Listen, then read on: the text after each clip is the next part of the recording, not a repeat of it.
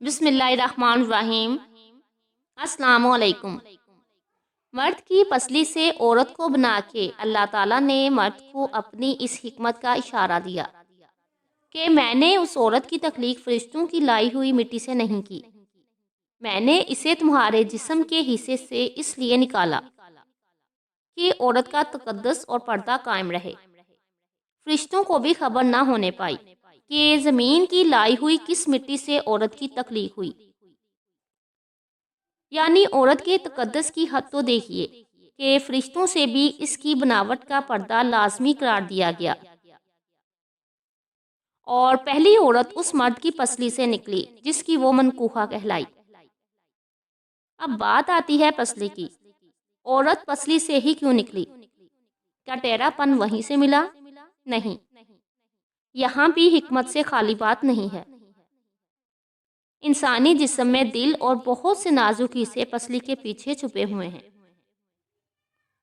یعنی پسلی ایک ڈھال ہے۔ ان نازک حصے کے لیے تو اللہ تعالیٰ نے عورت کو پسلی سے نکال کے یہ نہیں بتایا کہ عورت میں ٹیڑھا پن ہے، بلکہ اس عورت کی پسلی کی تخلیق کر کے یہ بات سمجھا دی کہ عورت وقت بڑھنے پہ ڈھال بھی بن سکتی ہے۔ حضرت محمد صلی اللہ علیہ وآلہ وسلم صحابہ کی محفل میں جلوہ فرما تھے کہ ایک شخص حاضر ہوا اور عرض کرنے لگا، یا رسول اللہ صلی اللہ علیہ وآلہ وسلم، کوئی ایسا مومن بھی ہے جو جہنم میں رہے گا؟ تو حضرت محمد صلی اللہ علیہ وآلہ وسلم فرمانے لگے، ہاں، ایک شخص ایسا ہوگا جو جہنم کی گہرائی میں 1000 سال رہے گا اور مسلسل اونچی آواز میں پکارتا رہے گا، یا حنان یا منان۔ ایک دن اس قدر اونچی بلند آواز سے ہی یا حنان یا منان کہے گا کہ حضرت جبرائیل علیہ السلام جہنم کے قریب سے گزرتے ہوئے اسے سن لیں گے۔ حضرت جبرائیل علیہ السلام حیران ہوں گے کہ یہ کیسی عجیب بات ہے، کوئی مسلسل یا حنان یا منان پکار رہا ہے۔ حضرت جبرائیل علیہ السلام عرش کے سامنے حاضر ہوں گے اور سر سجدے میں رکھ کر اللہ تعالیٰ کی تسبیح بیان کریں گے۔ اللہ تعالیٰ فرمائے گا، اے جبرائیل علیہ السلام سر اٹھاؤ۔ جیسے ہی حضرت جبرائیل علیہ السلام سر اٹھائیں گے تو اللہ تعالیٰ فرمائے گا کہ بتاؤ جبرائیل علیہ السلام، کیا عجیب دیکھا آج تم نے؟ تو حضرت جبرائیل علیہ السلام عرض کریں گے، اے ہمارے رب، میں نے جہنم سے آتی ہوئی ایک آواز سنی ہے جو کہ گہرے گھڑے سے لگ رہی تھی، کوئی پکار رہا تھا، یا حنان یا منان۔ تو اللہ تعالیٰ فرمائے گا، اے جبرائیل علیہ السلام، جہنم کے دروغہ مالک کے پاس جاؤ اور اسے کہو کہ جو بندہ یا حنان یا منان کی صدا لگا رہا ہے اسے جہنم سے نکال کر تمہارے حوالے کر دے، پھر اسے میرے پاس لے آؤ۔ حضرت جبرائیل علیہ السلام جہنم کے دروازے پر تشریف لے جائیں گے، دروازے پر دستک دیں گے، جہنم کے مالک باہر آئیں گے، حضرت جبرائیل علیہ السلام انہیں اللہ پاک کا حکم سنائیں گے، حکم سن کر مالک جہنم کے اندر جائیں گے۔ حضرت محمد صلی اللہ علیہ وآلہ وسلم نے فرمایا، جیسے ماں اپنے بچے کو پہچانتی ہے، مالک ایسے جہنم کو پہچانتے ہیں۔ اس کے باوجود آپ یا حنان یا منان کہنے والے شخص کو تلاش نہیں کر پائیں گے۔ باہر تشریف لائیں گے، حضرت جبرائیل علیہ السلام سے عرض کریں گے، اے جبرائیل علیہ السلام، جہنم نے گہرا سانس لیا ہے، اس لیے کون سی چیز پتھر ہے، کون سی چیز لوہا ہے اور کون انسان ہے، اس کی پہچان نہیں ہو رہی ہے۔ حضرت جبرائیل علیہ السلام اللہ تعالیٰ کی بارگاہ الہی میں سجدہ کریں گے۔ اللہ تعالیٰ ارشاد فرمائے گا، اے جبرائیل علیہ السلام سر اٹھاؤ، تم یا حنان یا منان کہنے والے کو کیوں نہیں لائے؟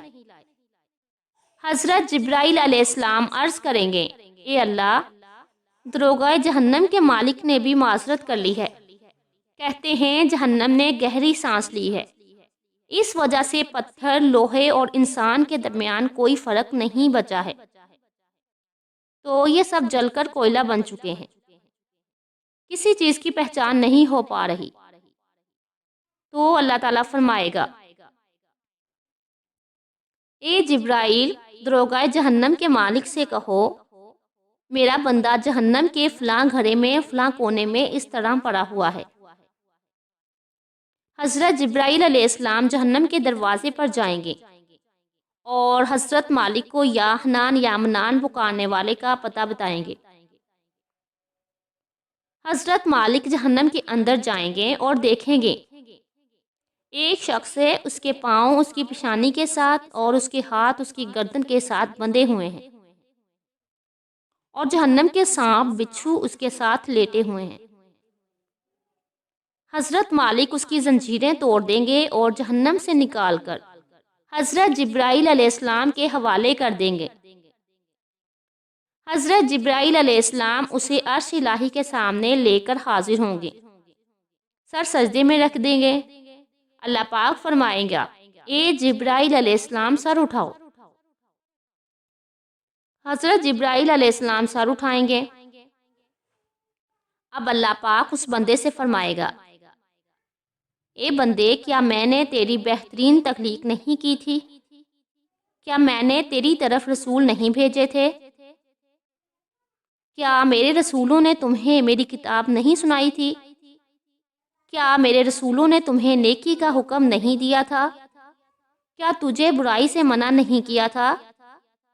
وہ بندہ ساری باتوں کو مانے گا، اقرار کرے گا یا اللہ تو نے میری بہت اعلیٰ تخلیق فرمائی، تیری طرف رسول بھی تشریف لائے اور انہوں نے تیرے احکام بھی سنائے۔ اللہ پاک فرمائے گا فلاں فلاں گناہ کیوں کیے؟ وہ عرض کرے گا یا اللہ میں نے اپنی جان پر ظلم کیا، جس کی سزا میں مجھے جہنم میں ڈال دیا گیا۔ اے اللہ اس کے باوجود میری امید نہیں ٹوٹی، مجھے تیری رحمت سے امید تھی، میں یا حنان یا منان پکارتا رہا۔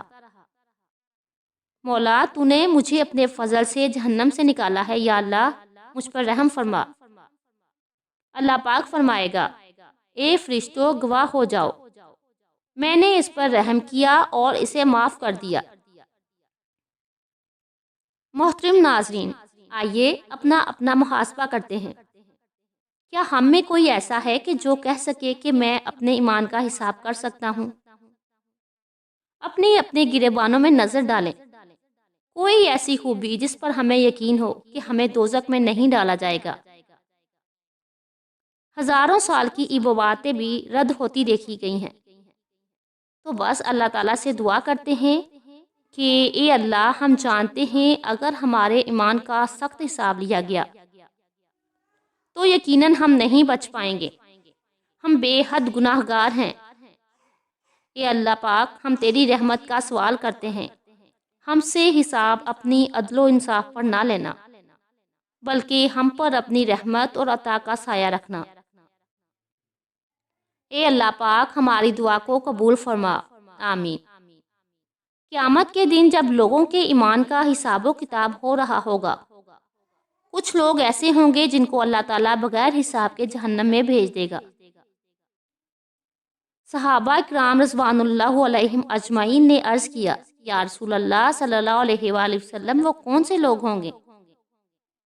تو حضرت محمد صلی اللہ علیہ وآلہ وسلم نے فرمایا ظالم حکمران، وہ تاجر جو جھوٹ بولتا ہو، وہ برا شخص جو زنا کرتا ہو۔